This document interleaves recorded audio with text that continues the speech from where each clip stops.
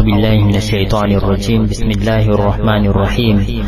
الحمد لله الذي فضل هذه الأمة على غيرها. كنتم خير أمة أخرجت للناس تأمرون بالمعروف وتنهون عن المنكر. وميز حال أفراد هذه الأمة عن غيرهم. والمؤمنون والمؤمنات بعضهم أولياء بعض، يأمرون بالمعروف وينهون عن المنكر. والصلاة والسلام على من بعثه الله داعيا إلى الله بإذنه وسراجا منيرا.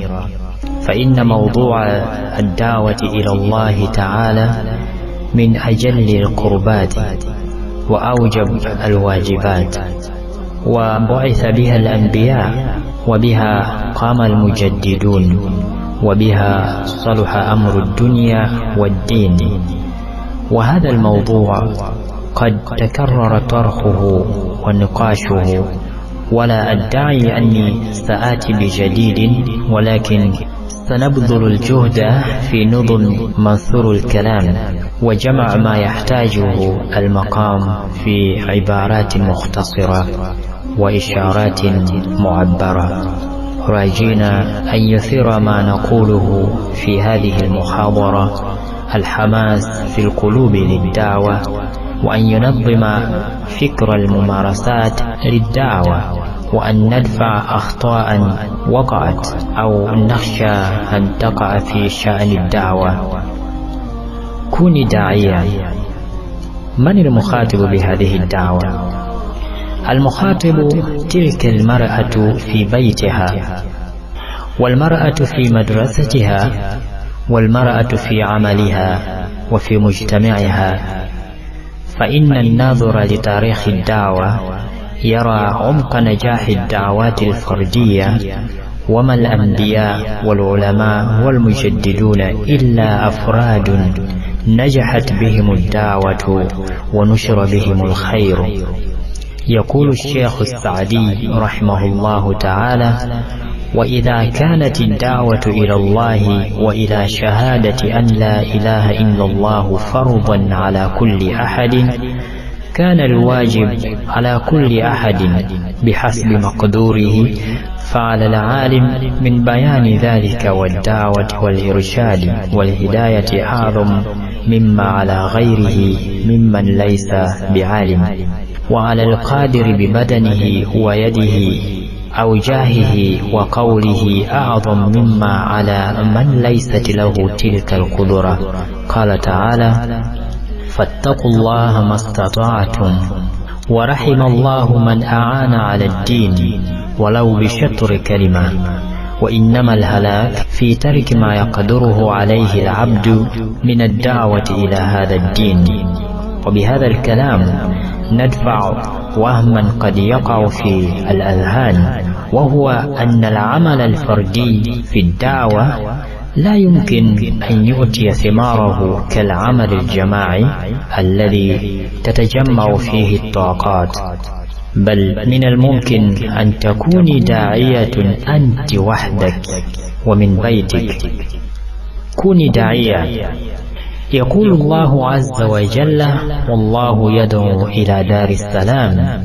قال صاحب اللسان: ودعاء الله خلقه إليها كما يدعو الرجل الناس إلى مدعاة، أي إلى مأدبة يتخذها وطعام يدعو الناس إليه.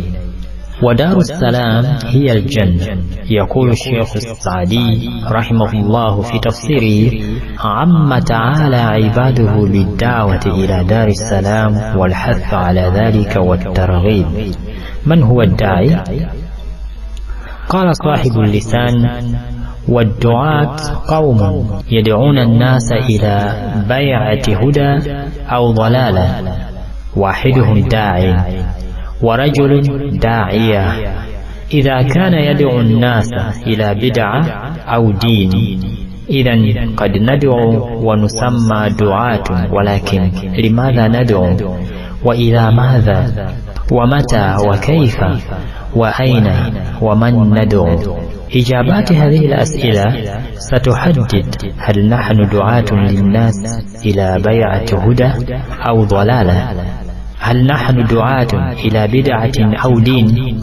يقول ابن القيم رحمه الله تعالى: الدعاء جمع داع كقاض وقضاء ورام ورماه، وإضافتهم إلى الله للاختصاص، أي الدعاة المخصوصون به الذين يدعون إلى دينه وعبادته ومعرفته ومحبته، وهؤلاء هم خواص خلق الله، وأفضلهم عند الله منزلة وأعلاهم قدرا. وسنحاول الإجابة على هذه الأسئلة سريعا عن الأمر يتضح. أولا، لماذا ندعو؟ لعظم أجر الداعي إلى الله، وهذا الأجر المترتب مذكور بنصوص كثيرة. فالداعية من أحسن الناس قولا، قال تعالى: ومن أحسن قولا ممن دعا إلى الله وعمل صالحا وقال إنني من المسلمين. وللداعي مثل أجور من تبعه. عن أبي مسعود رضي الله عنه قال: قال رسول الله صلى الله عليه وسلم: من دل على خير فله مثل أجر فاعله.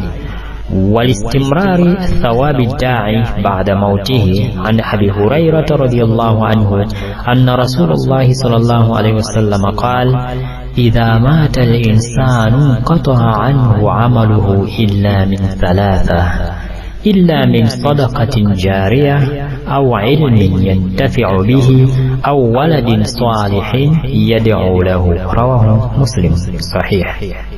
انظري وقارني، إننا نترحم على الأموات من علمائنا ودعاتنا كلما ذكرنا أسماءهم أو قرأنا كتبهم ونهلنا من عملهم، وفي مقابل أننا في أيام كثيرة ننسى خواص أقربائنا من الأموات. وعدي كم من طلبة علم يقولون ابن تيمية رحمه الله وابن القيم غفر الله له وخواص أمواتنا لا يترحم عليهم غيرنا. كوني داعية. استجابة لأمر النبي صلى الله عليه وسلم: بلغوا عني ولو آية. فالدعوة سبيل اتباع الأنبياء صلى الله عليه وسلم.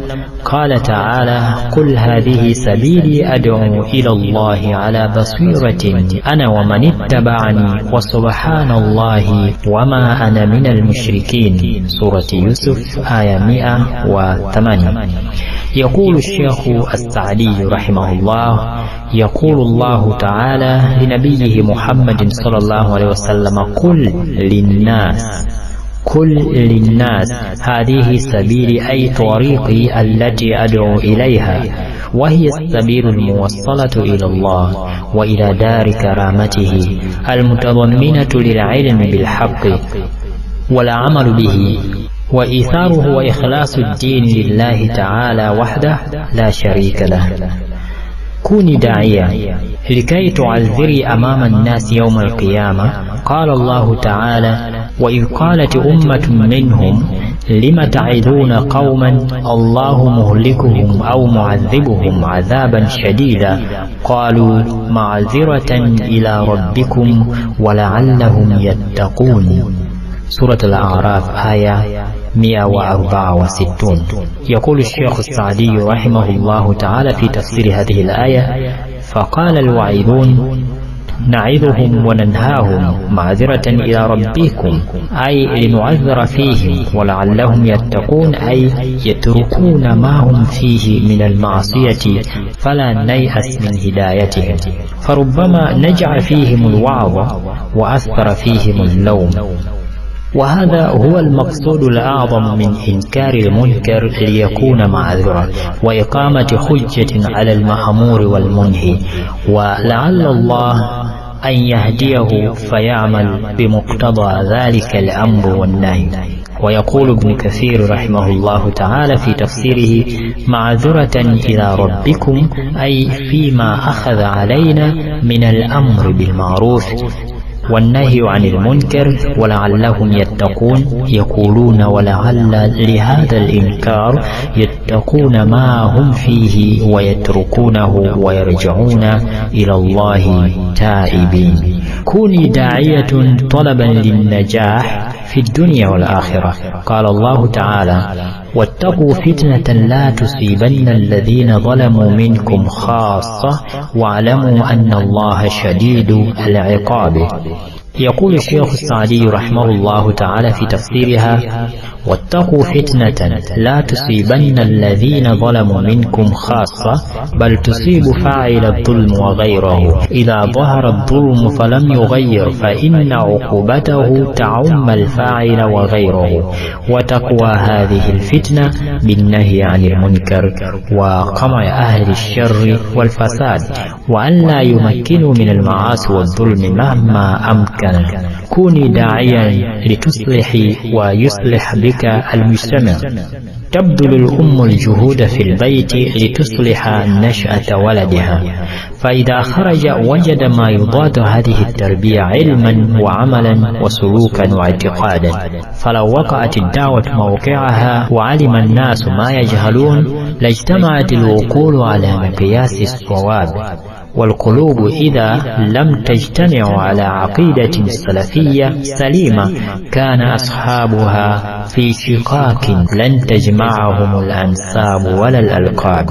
فاجتماع الأبدان لن يكون إلا مؤقتا إذا كان عقد القلوب مشتتا. كوني داعيا أيتها الأم، والسلام عليكم ورحمة الله وبركاته.